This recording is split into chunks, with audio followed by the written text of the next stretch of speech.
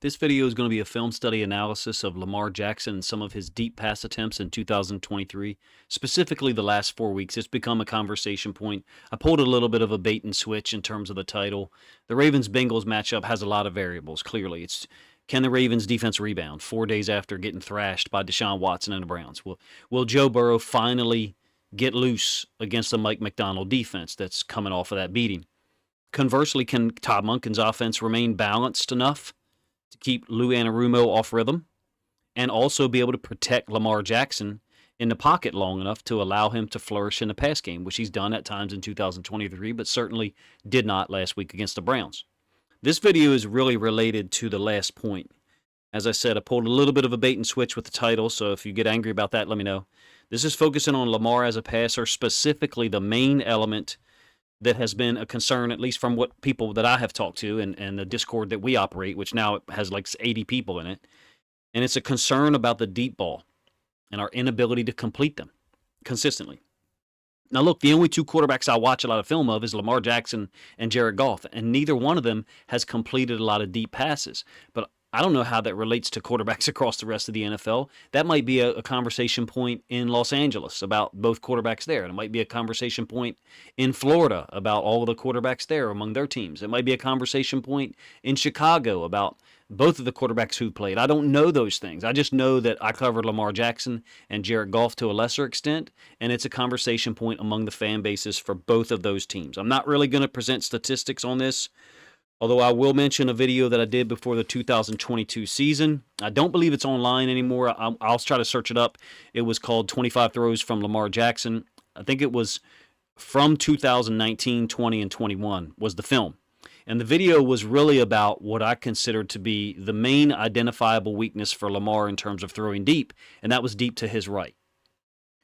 And I think we compared his efficiency and accuracy and ball trajectory, as well as the touch, in not just the different areas of the field, but also we tried to point out the differences in the results based on the coverage. And I still think some of those differences exist, meaning when there's a man coverage defender underneath of a deep route, particularly to his right, that's where we seem to have more difficulty completing the passes versus some zone stuff where he's throwing over the top of defenders at the 18, 20, 22-yard depth. I'm not sure that I really consider those deep passes. Today, while I'm recording this, here's what I did. Well, I guess, actually, before we do that, this kind of feels like deja vu, because in that video, 25 Throws from Lamar Jackson, we addressed this topic, and here we are still, 2023, and this video kind of sounds or looks kind of similar. And I know what that statement will elicit from non-Ravens fans and from some hardcore Lamar Jackson supporters.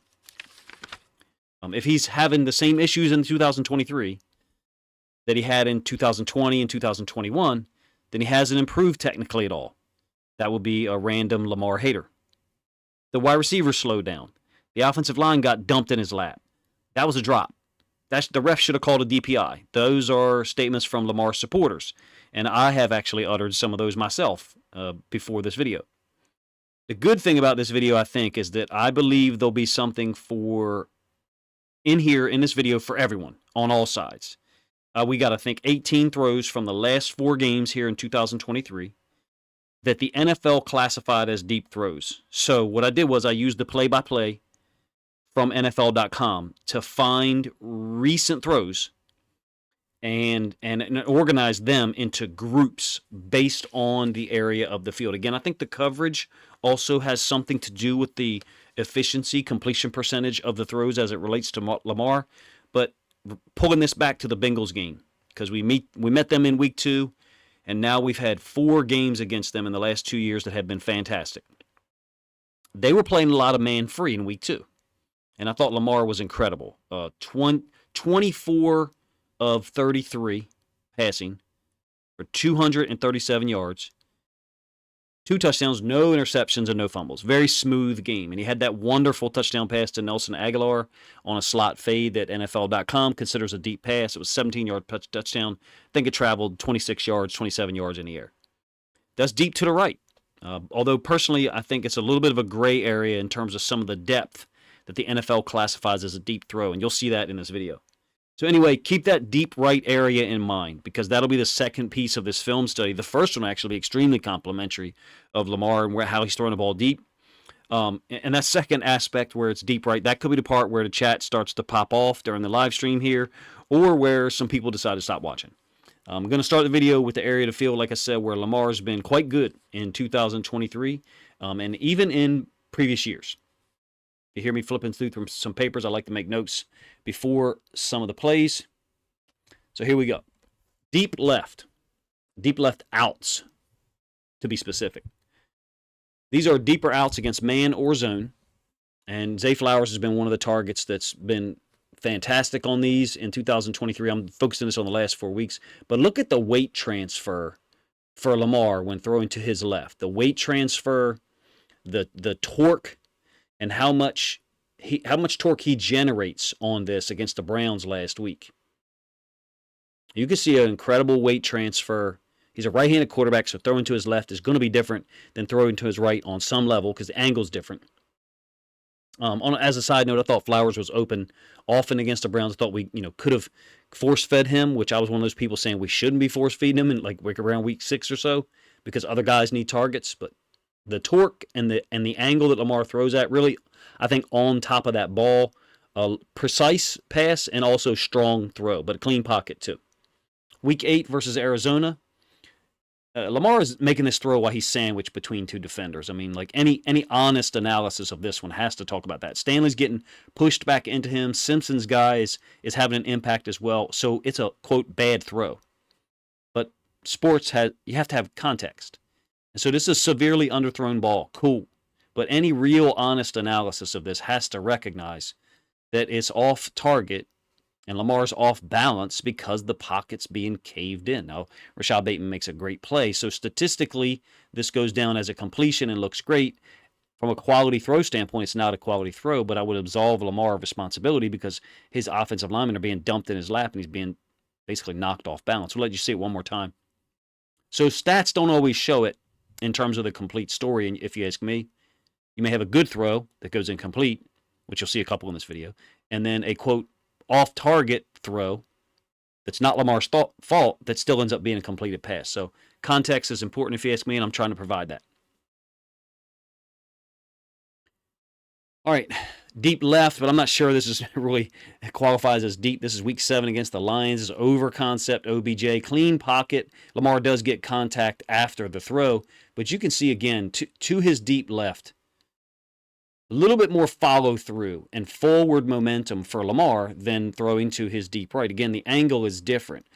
One thing we mentioned in that video I referred to, 25 throws from Lamar Jackson, is when he would work, left to right. Let's say 1, 2, 3. If he ended up here, deep right, he never got his hips and his shoulder aligned in a manner to throw the ball accurately there, and it was inconsistent even back then. So I'm not sure that is the issue, like reads being left to right. Some of you who have been subscribers to the channel for a while may remember that. It was actually on my first YouTube channel that got deleted. But in any case, I don't know that this one's necessarily a deep throw. It's an accurate throw. OBJ is wide open. Lamar is putting it over the top of the linebacker level, in front of the safety DB level. It's deep left. If this was deep to the right, again, I don't know that I'd really consider it deep. If it was to the right, would it be a less accurate throw? I'm not so sure I believe that, but some of you might. All right, 3rd and 11 against the Lions. Same deep out by Flowers up at the top of the screen. There's not as much torque from Lamar here in terms of the follow-through. It's a little bit more of a dead leg or straight leg, which I think he does sometimes. Very little follow-through. Still a great throw by Lamar. Sometimes you're just trying to put more touch on it. And so you're not trying to get as much follow-through. I think Lamar's touch at times when he's straight-legging it a little bit tends to vary a little bit too much, and I think that could impact the throws further down the field. Hopefully I said that in a way that makes sense. But look, this one's dropped in perfectly. Great touch, left sideline. Flowers wins. Perfect throw. You couldn't walk over there and put it any better in terms of timing and accuracy to the left sideline. Fantastic stuff, if you ask me. All right, so transitioning to deep right. This one's a little bit more complicated, to be honest with you. A lot of man free here. It's not saying like, oh, they're playing man to our right and something else to our left. No, it's that when we have missed deep shots, it's been to the right often for whatever reason. And some of it is really like interesting when you see these data points across NFL sites or next gen stats and such. Because what do they call stick split zero? Do they call that man? Well, yeah, it certainly looks like man because there's, four DBs and four receivers, and everybody else lined up on the line of scrimmage, six or mostly seven. But when you really watch them play it, it's not a man technique. They're just reading the quarterback, and they're just flowing to where the quarterback looks because you're not going to have enough time to look one way and then throw the other. So, I kind of reject some of those things that are offered to us about the amount of coverages, and I feel like the film backs it up. But in any case, this one's complicated, like I said, because this is going to result in a lot of different opinions by people, even inside the Ravens fan base. But there can't be any denying it that statistically, throwing to the deep right part of the field has been a weakness. Now, these two here to start, however, I think are fantastic throws. Wheel routes to Keaton Mitchell and Justice Hill from, I think, week 9 and week 10. First of all, I love the inclusion of this concept in our offense. We have two backs that have some speed, those two guys, and we're throwing wheels against linebackers. Now, one thing I want to say, I didn't point this out in the videos that I did this past week, and this is huge if you ask me. We have missed opportunities still for pick rub concepts. I'm not sure why we're not running this to the top side here and forcing that defender to go underneath and basically allowing Mitchell to get more width, more horizontal separation from the linebacker, if I said that in a way that makes sense. Meaning if he goes underneath, there's going to be more horizontal separation like now than there is, where he's pretty much hip to hip. Now, Keaton Mitchell's running by him. There is contact downfield. The NFL is not going to call that generally. It's a great throw. It's a great throw by Lamar. It actually wasn't deflected by 50. I think it's a 44. Taki, who's an underrated player. Great leverage on this one. Great touch. Deep to his right, certainly one that qualifies as a deep ball, but there's more touch on it. And I think that's the difference in some of the incompletions you're going to see here in a moment. Week 9, Justice Hill in the backfield. Another wheel. Initially, when you look at this from the All-22, it looks underthrown by probably 2 yards. I'll show you the end zone in a moment. And you'll see the ball actually goes over the linebacker's arm. I think it's a good throw. I really do. Again, it's a running back wheel. I would offer to you that, like, we've got to try to get these guys screened, if we think we're getting man, but certainly you see a lot of guys in zone relationship here. So one of the rules in zone is if you have the flat, you have the wheel. So that linebacker to the backside of a 3-by-1 formation may just be playing man on Justice Hill, and you've got man here, and then zone everywhere else to the other side. Lamar identifies it. I'm glad that this is in the offense. I feel like Lamar's a little bit straight-legged on that one, but it's a touch pass, and I feel like it's a good one. Here's the end zone angle. I think we'll prove it. And then this will be the second and only iteration of a wheel to the running back. You can see it's a good throw. It goes over 56's arm. Justice Hill, I'm not sure exactly how it's dropped or he doesn't catch it or whatever. I feel like it's a really great throw by Lamar, just like the last one. I think the one to Mitchell was a great throw. I think this one's just a very good one. All right, so now some passes straight to the right, where oftentimes I feel like you're going to see Lamar end up straight leg, not following through as much, and the ball ends up high. This is the 3rd and 7. This is an overthrow. It just is. I'm a Lamar fan, and I know you guys are too if you're listening, but this is an overthrow. There's really nothing that can be said to illustrate that it's not. This happens to every quarterback. Again, I evaluate Lamar Jackson and Jared Goff, but I don't know how many other quarterbacks are missing a lot of throws in one area of the field, deep or maybe short or intermediate. Human beings are different, and quarterbacks obviously are as well. And so some guys have strengths and weaknesses. This part of the field appears to be one where Lamar has had his touch to this part of the field has been elusive. Let's do it that way. 2022 week 5, 4th and 1 against the Bengals. I like to play, man. We go fake tight end sneak. Lamar's got 3 choices to the downside. One of them is Andrews, who had just lined up at quarterback. I think this is a great job by Mike Hilton to widen with Andrews and then get in the window and then elevate up in the air to basically get in that window so Lamar can't throw it to Andrews, get back on the ground in position to where him and Hubbard could potentially sack Lamar, and Hubbard does make contact with him.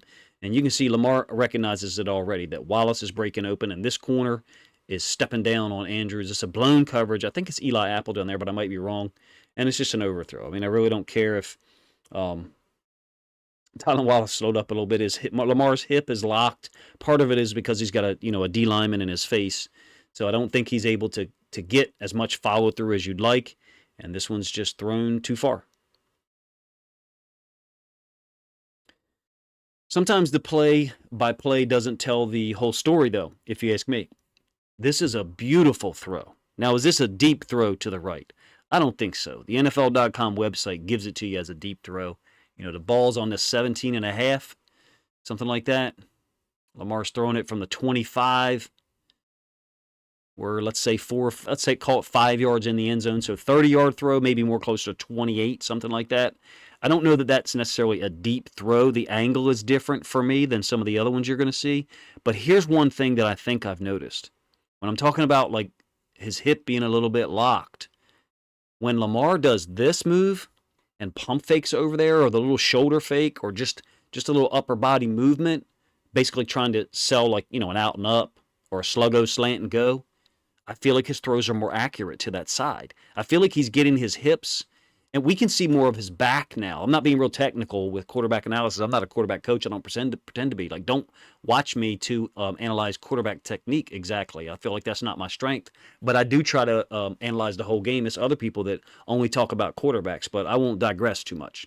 I feel like when Lamar does his little shoulder fake, pump fake, whatever, he gets more oriented towards that side. Remember when I talked about, I think, his reads going left to right?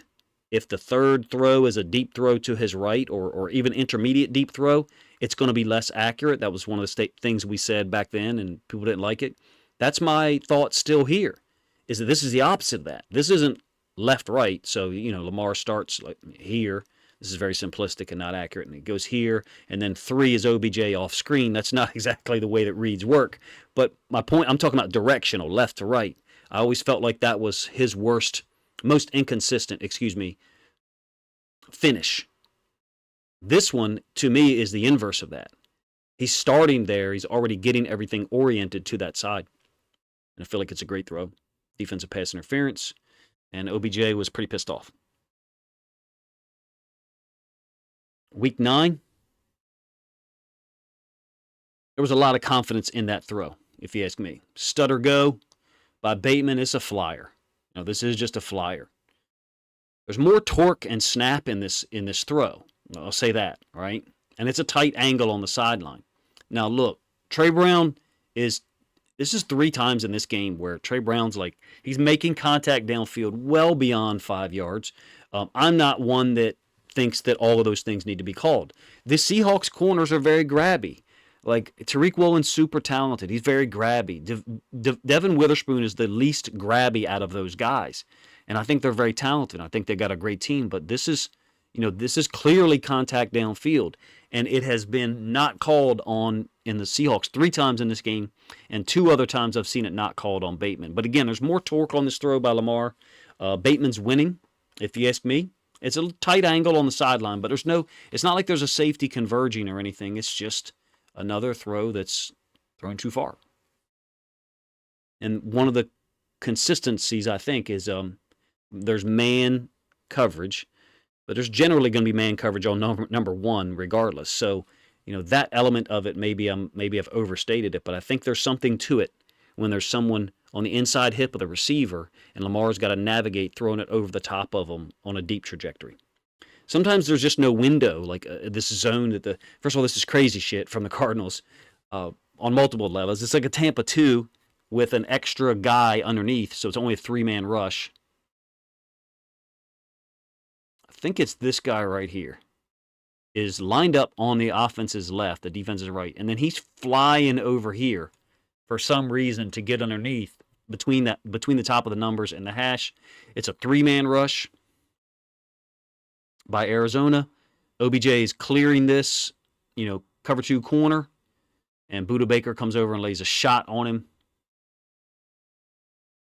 I wouldn't really necessarily call this a deep throw, but it is from the negative 38 to the other 35. So at some point, 30 yards got to be considered, I guess. But it's too high, clearly. It's not catchable. Lamar's probably, in my opinion, throwing this in a place where only OBJ can catch it, and there's no chance of it being intercepted, and he ends up getting stung. Now, he did come back in that game, obviously. All right, actually steps into this one. Week 7 against the Lions. Now, it's interesting to me, he steps into this one because he has to. Aiden Hutchinson is winning, forces him to step up, and ends up being overthrown. It's not catchable at all. Very similar to one Bateman a few plays ago. But again, he's oriented towards the target this time and gets more into it. There's more of a finish. The right leg goes all the way through. No dead leg. That's kind of what I mean by that. The right leg goes all the way through. It's not dying, as the throw is finished. There's some actual torque and push off there. It ends up being a flyer, incomplete. Look, I watched 2 quarterbacks, like I said earlier, and I don't have any awareness of what other guys do in terms of accuracy on deep balls. So this isn't meant to be disrespectful towards Lamar. I did this video before, but this is me trying to analyze the game and show you guys what other teams might be thinking. And again, it's not so simple all the time. This is an incomplete pass, but a brilliant throw nonetheless. There's more torque on this and more lower body, I feel like. I like to let these run through a couple of times now. You guys can let me know. Some people have given positive feedback on that. The leg isn't going through as much as the previous throw against the Lions. He's navigating the pocket, he being Lamar as well. It's incomplete. I thought this one was complete. I'm gonna put this on Zay Flowers' video later this year, man, for real. There's gonna be so many plays by the guy. But Lamar's legs are better shaped to throw the football deep here, if you ask me. And then there's still not tremendous push through there, but it's better than some of the earlier throws to the right. It's not as good as the one I just showed you against the Lions from the standpoint of the push-off, the right leg not being dead. End zone angle, same play. Hopefully give you a better appreciation of this one. Stepping up outside or inside off the outside pressure, and you get an idea of the layered nature of this throw. The touch that's on it, I think, is perfect. Zay is 2 foot from making an unbelievable play that would be on his highlight reel. Still let you know how talented he is, and Lamar, while inconsistent on some of these throws, has been able to generate accuracy and timing on them as well to the deep right. Bateman has Trey Brown beat again, and there's contact twice. Lamar looks smooth to me on this throw. The timing of his body and everything moving, it looks flowy in a good way. It's still a poor throw. There's contact at the 10-yard area up top here. Now, we're zoomed out a little bit, obviously, but it looks like to me his left hand is reaching out and grabbing Bateman. And then Bateman has to clear with his right hand. And then there's another attempt right now with the right hand. I don't mean to be disrespectful towards Seahawks DBs. Pete Carroll does a great job there, and they've got talented guys, 3 of them. Brown, Witherspoon, and Woolen. They're grabby. They are. And it wasn't called against Bateman, I thought, 3 times. Nonetheless, the throw, while smooth, if you ask me, there's really no follow-through. It doesn't look like to me Lamar is oriented towards the target as much. You're not always going to be. And it ends up being an overthrow. Some of these throws to OBJ, don't go down as incompletions. And I don't know how they're tracked because they end up being pass interference call. One more. This is OBJ, DPI. Could have been called for multiple holds. Look, the Arizona was another one. If you ask me, there was, I think OBJ drew 3 of them. I thought there was at least one more that could have been called. How do these things impact? Still not as much follow through, if you ask me, for Lamar. Kind of everything on the right side of his body, I felt like as soon as the ball was released, if you play quarterback, I think you'll understand this. As soon as the ball was released, it feels like everything else stopped on the right side of his body. It doesn't feel like there's as much lower body into it. And I think that's why you see a little bit more inconsistency, because the lower half of his body, particularly the right side, doesn't appear to me to be generating enough force to make things consistent. Hopefully I said that in a way that makes sense. All right, let's move on to some deep left stuff. Another DPI to OBJ, week 8. There's a bunch of these, obviously. We don't know how many of them are catchable. But what we do know is we're going to see more and more of this man stuff, and generally split field coverages. A lot of them is man on number 1. So the safeties are the variable there, depending on number one's release. And we're going to see a lot of this stuff. And I think that's related to our frustration as fans and not seeing more completions deep down the field. I don't think this is a great job of Lamar getting his body ready to throw. Kind of laid out there. Our pitching coach used to call it like throwing a pie. A very unusual release by Lamar. Everything is twisting to the side. All right, middle of the field. For a couple of them, this is a big completion to Zay. Look, there's not as much follow through, but it's not always going to be. There's a defense. I think it's John Kaminsky in his face, and he kind of almost throws this around him. So it's one of those situations where I feel like it's a benefit to be able to throw from these unusual angles, which we know it is, but not have a consistent, I hate to say this, it's not have a consistent platform to throw from the lower half of your body, so you're comfortable throwing from multiple angles. That's why I've always compared him to a Major League Baseball shortstop, guy who can throw the ball with a lot of arm and upper body and hip strength, while his lower body isn't prepared to throw isn't really prepared to throw. Shortstops and middle infielders in general got to be able to throw on the move, left, right, backwards, forwards, and from any angle. And that's why I've always felt like Lamar has a lot of arm talent to throw from all those different angles, and he's got the ability to layer throws over the top in zone. It's those deep right throws against man that, for whatever reason, he has more difficulty layering. One big one, this is the left hash, I guess, Zay Flowers. This is against man, if you ask me, possibly split field coverage on the left-hand side, but Zay goes up, not really a ton of separation. Lamar puts it in a great spot, if you ask me. Just incredible location. So one of these situations where the Bengals have seen us complete them. I'll show you one from 2021. Marquise Brown, a big touchdown, week 7 at home. Of course, we lost that game. The Bengals, Lou Anarumo, have awareness. And look, there's also a lot of time here. A little bit more of a follow-through from the right leg, and a little bit more of a finish than some of the other ones that we've seen. And Zay's able to go up and get it. Be real interested, these matchups. Him against CTB, who's been playing extremely well, if you ask me. Same play, all 22 angle. Almost done here. You guys got to let me know, if you appreciate that. This is a serious look at what people are talking about, at least in our Discord, and have been talking about. Hey, we want to see Lamar complete more deep passes. We want to see him take advantage of some of the coverages that people are playing. Lou Anarumo's was playing a lot of man-free, early in the season. A little bit more man-free than he was when he had Bates and Von Bell.